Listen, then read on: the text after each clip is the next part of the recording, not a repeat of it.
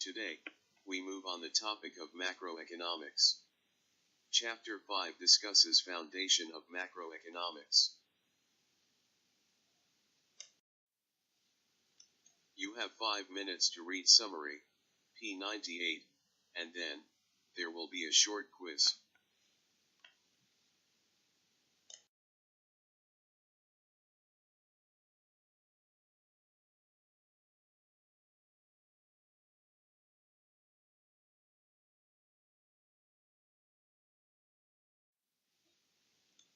When and how did modern macroeconomics begin? What were its early concerns? 2. What do economists mean by inflation?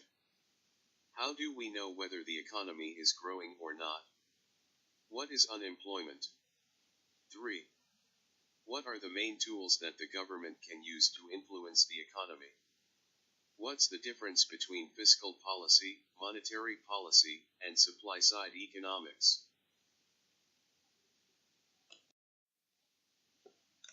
4. How do expenditures by someone become income for someone else? How do the different markets in the economy interact? 5. What do we mean by macroeconomic aggregates? How do we aggregate across all goods and services, consumers, and producers? 6. What are some of the long-run trends of the U.S. economy in the 20th century?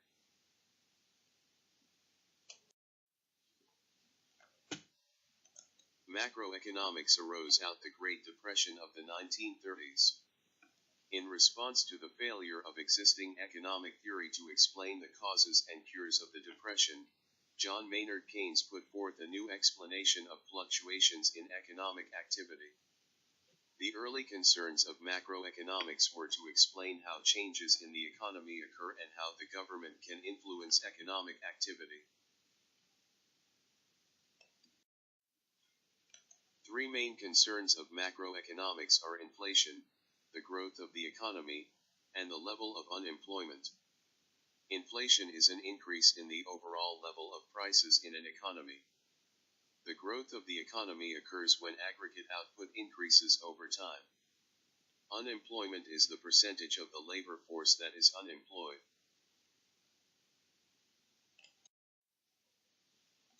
The main tools that the government can use to influence the economy are fiscal, monetary, and supply-side policies.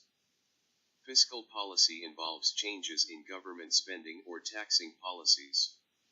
Monetary policy involves changes in the money supply and interest rates. Supply-side economics involve policies aimed at increasing savings, investment, productivity, and other measures aimed at increasing aggregate supply. Expenditures by consumers and the government on goods and services are income to producers. The flow of money between the goods and services markets, the labor market, and the money market is illustrated by the circular flow diagram.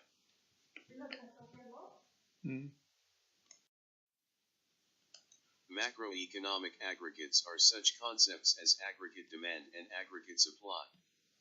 By aggregating, or summing, across all purchasers of goods and services, including consumers, governments, and foreigners, we arrive at the total amount of products demanded in the economy.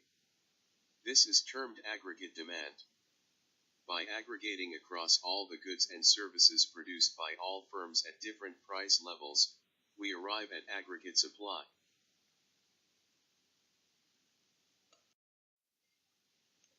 Overall, the U.S. economy has grown tremendously during the 20th century. Short-term fluctuations around this long-term growth trend are termed business cycles. A business cycle consists of a recession, a trough, an expansion, and a peak. There have been 3 recessions since 1970, with the most severe occurring at the beginning of the 1980s.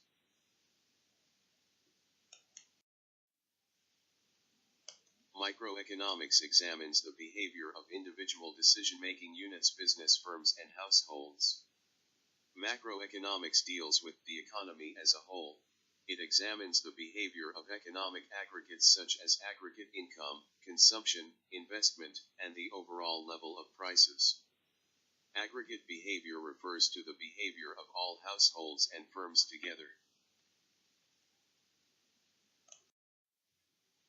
Microeconomists generally conclude that markets work well. Macroeconomists, however, observe that some important prices often seem sticky. Sticky prices are prices that do not always adjust rapidly to maintain the equality between quantity supplied and quantity demanded. Macroeconomists often reflect on the microeconomic principles underlying macroeconomic analysis, or the microeconomic foundations of macroeconomics.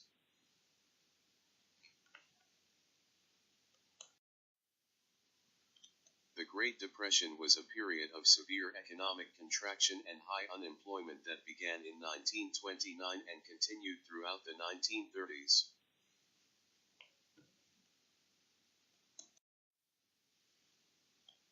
Classical economists applied microeconomic models, or market clearing models, to economy-wide problems. However, simple classical models failed to explain the prolonged existence of high unemployment during the Great Depression. This provided the impetus for the development of macroeconomics.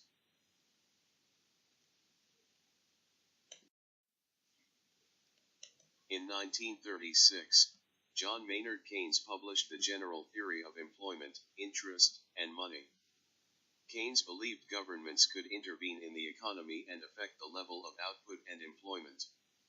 During periods of low private demand, the government can stimulate aggregate demand to lift the economy out of recession.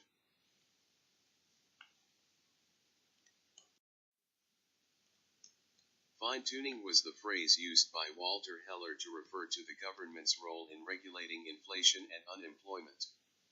The use of Keynesian policy to fine-tune the economy in the 1960s led to disillusionment in the 1970s and early 1980s.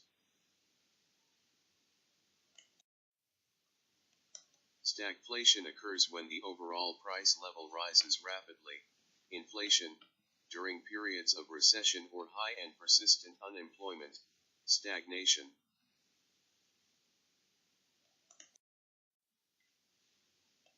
Three of the major concerns of macroeconomics are inflation, output growth, unemployment.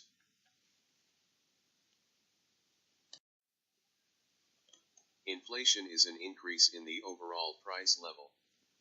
Hyperinflation is a period of very rapid increases in the overall price level. Hyperinflations are rare, but have been used to study the costs and consequences of even moderate inflation. Deflation is a decrease in the overall price level. Prolonged periods of deflation can be just as damaging for the economy as sustained inflation.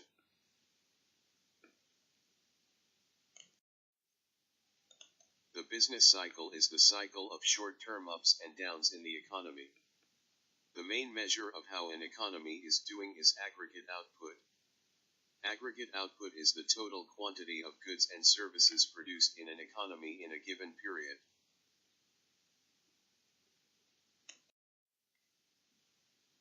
A recession is a period during which aggregate output declines. 2 consecutive quarters of decrease in output signal a recession. A prolonged and deep recession becomes a depression. Policymakers attempt not only to smooth fluctuations in output during a business cycle but also to increase the growth rate of output in the long run.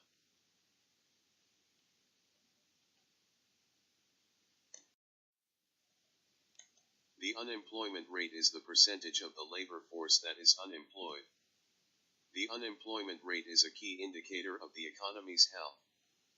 The existence of unemployment seems to imply that the aggregate labor market is not in equilibrium. Why do labor markets not clear when other markets do?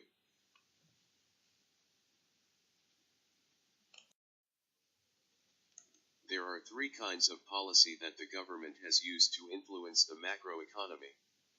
1. Fiscal policy. 2. Monetary policy. 3. Growth or supply-side policies.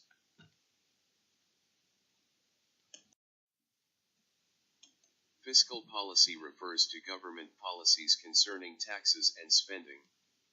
Monetary policy consists of tools used by the Federal Reserve to control the quantity of money in the economy. Growth policies are government policies that focus on stimulating aggregate supply instead of aggregate demand.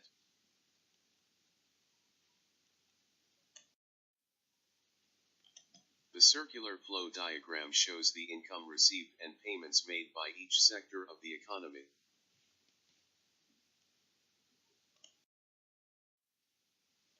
Everyone's expenditure is someone else's receipt. Every transaction must have two sides.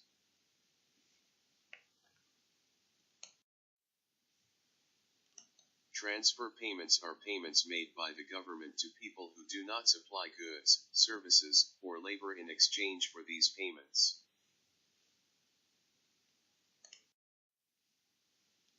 Households, firms, the government, and the rest of the world all interact in three different market arenas.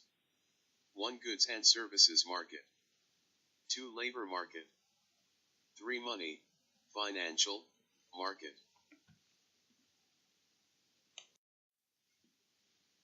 Households and the government purchase goods and services, demand, from firms in the goods and services market, and firms supply to the goods and services market. In the labor market, firms and government purchase, demand, labor from households, supply. The total supply of labor in the economy depends on the sum of decisions made by households.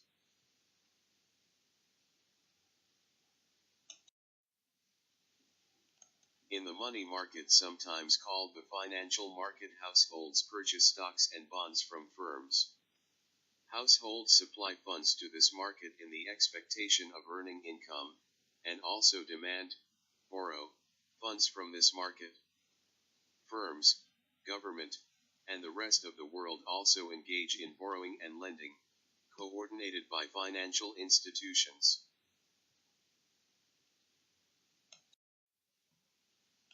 Treasury bonds, notes, and bills are promissory notes issued by the federal government when it borrows money.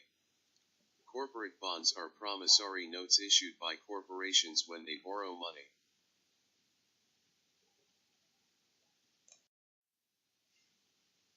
Shares of stock are financial instruments that give to the holder a share in the firm's ownership and therefore the right to share in the firm's profits.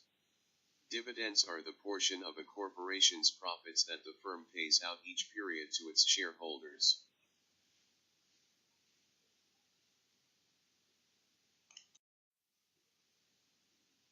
Connections to microeconomics.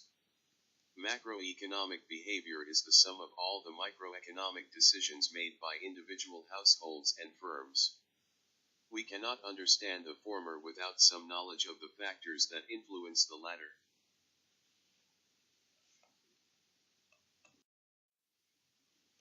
Aggregate demand is the total demand for goods and services in an economy.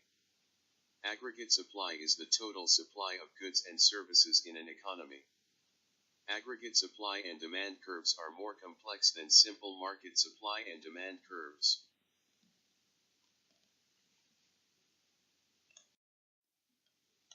An expansion, or boom, is the period in the business cycle from a trough up to a peak, during which output and employment rise. A contraction, recession, or slump is the period in the business cycle from a peak down to a trough, during which output and employment fall. Graph shows real GDP, 1900 to 2002.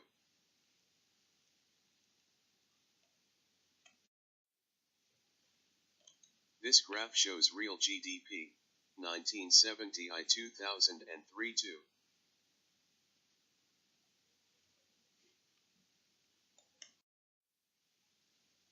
Unemployment rate, 1970 to 2003 too.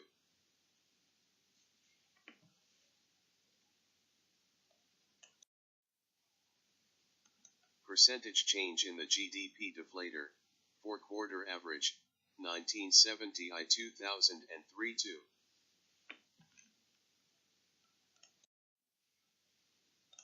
Fill in blanks. 1. Government decisions on taxes and spending are called ________ policy. 2. Government tools to control of the money supply is called _______ policy.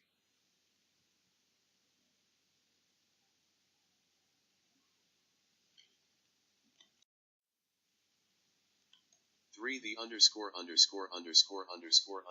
diagram shows the flow of income and payments of the economy. 4.